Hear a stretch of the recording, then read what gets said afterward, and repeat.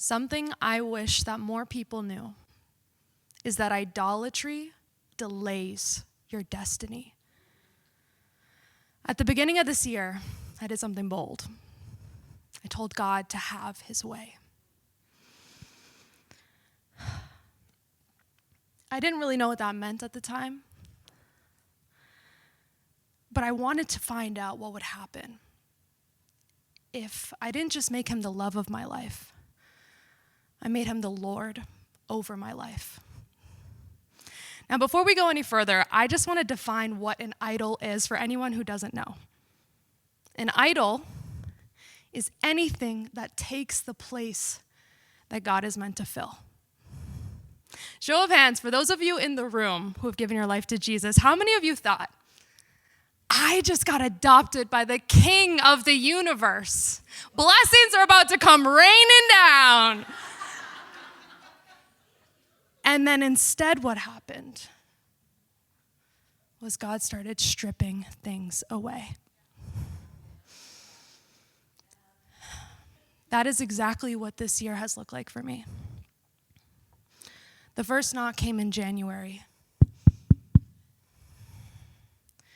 Put down the marijuana. Weed had been my pacifier for the last 7 years. Anytime a big emotion would come up, I'd go running into its arms. It was an idol. I'd tried to quit several times before, but this time I had Jesus. And so whenever a big emotion would come up, I'd go running into his arms instead.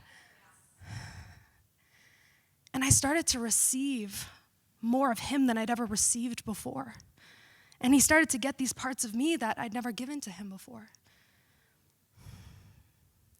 So the first way that idolatry delays your destiny, it limits your intimacy. Because you can't know the Father's will if you don't know the Father's heart.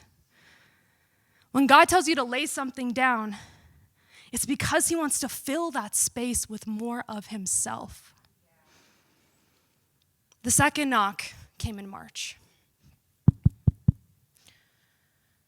Put down the masturbation and pornography. That one was a lot heavier. At first, I honestly did not even know if it was possible.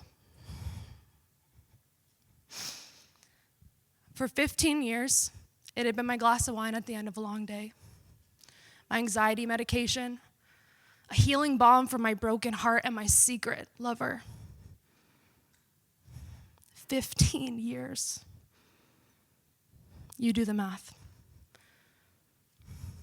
I was in bondage to it before I was even old enough to understand what I was doing. It was an idol. So I got some help. And slowly but surely, I learned to give my desires for love, sex, and intimacy to Jesus.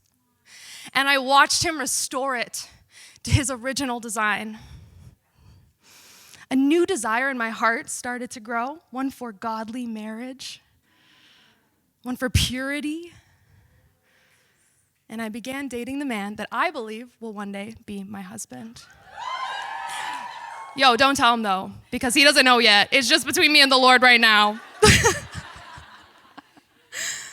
So the second way that idolatry delays your destiny, it corrupts your desire. Because you can't do the Father's will if you don't want what the Father wants and hate what the Father hates. When God tells you to cut something off of you, it's because he wants to change something inside of you. The third knock came in May. Put down your business. What? No, Lord, I know I could not have heard that one right. This one's not even a sin. I'm helping people. I'm doing your work, right?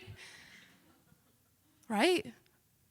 I mean, I've put the last 3 years of my life into this. I've given it everything that I have, and it has fulfilled all of my dreams. It has made me the independent woman I always wanted to be. It's who I am.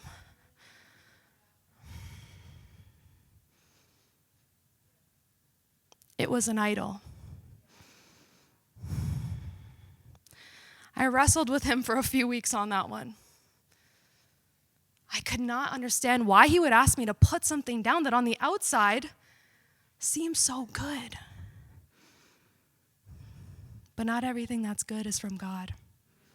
And not everything that's good is for God. Eventually, it just became too much for me to bear, and so I let up and I put it down. I feel so much lighter. For the first time, I was tethered to nothing but Jesus. And in that space in between, I got down on my knees and I said a prayer. Lord, whatever I do next, let it be all for you and not for me. A few weeks later, I had my first video go viral on TikTok. Overnight, I had 3 times the followers. It had taken me 6 years to acquire on my own. And get this, guys. The video is a 9-minute Bible study. I now have hundreds of people asking me to start a Bible study on YouTube. Something I never would have even thought to do if I was so focused on my business. So the third way that idolatry delays your destiny, it hijacks your vision. Because you cannot see the Father's will if you are too focused on your own. When God tells you to lay something down, it's because he's already setting you up for a future that you cannot see yet. I can guarantee that there is something that each and every one of you in this room is holding on to that the Lord has already told you to set down. Hear me when I say, God will not free you from the chains you willingly keep yourself in. That's your job. Put it down. So your hands are finally free to pick up the assignment, the blessings, the opportunities that he's already set before you. The number one lie that you have been sold is that your purpose is to build your own empire. When the truth is that your purpose is to bear his image. So if God is stripping idols away, know this. He has his eyes on you. And he's giving you a heart, a will, and a future that will reflect his glory to the world. And that is your ultimate destiny. Thank you.